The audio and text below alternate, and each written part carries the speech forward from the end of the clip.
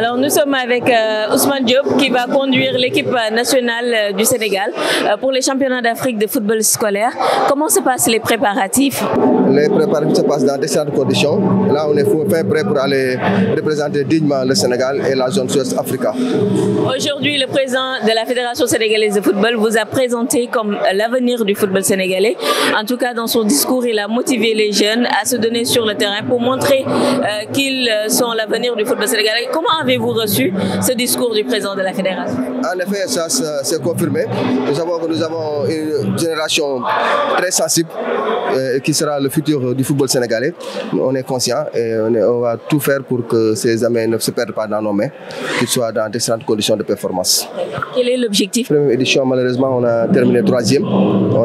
La Guinée nous avait éliminé en demi-finale.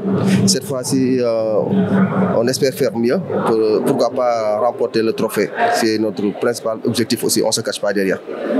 Vous l'avez dit, c'est une catégorie sensible, déjà qu'ils allient actuellement football et études.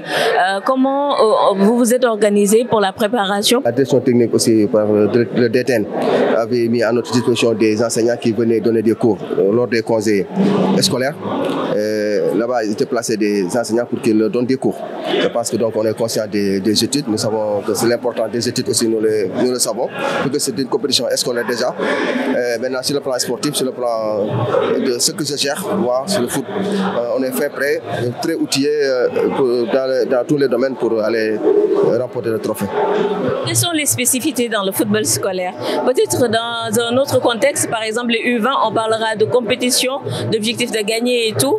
Est-ce que c'est la même réalité dans le football scolaire? Pas totalement, pas totalement. La réalité, c'est d'abord créer une symbiose au niveau des enfants, le fait de les réunir dans un même cadre.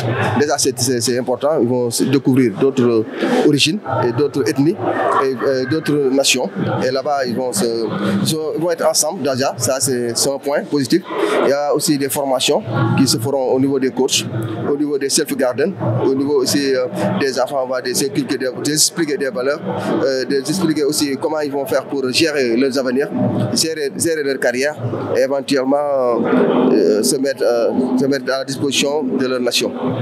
J'ai découvert à travers le site de la CAF qu'ils vont organiser durant ces championnats scolaires un atelier pour la protection des enfants sur les terrains. En tout cas, les permettre de savoir comment secourir peut-être un coéquipier quand il est à terre et tout. Comment percevez-vous cet atelier de la CAF pour la protection des enfants sur le terrain? Bon, c'est une très bonne chose, puisque d'abord, le premier acteur qui est sur le terrain, c'est le joueur qui est à côté. Donc, s'il y a un incident, il doit être capable de réagir en premier. Et ça, c'est l'encourage. Je pense que c'est une très bonne initiative et déjà, c'est bien pour nous tous. Coach, bonne chance. Merci beaucoup. Merci.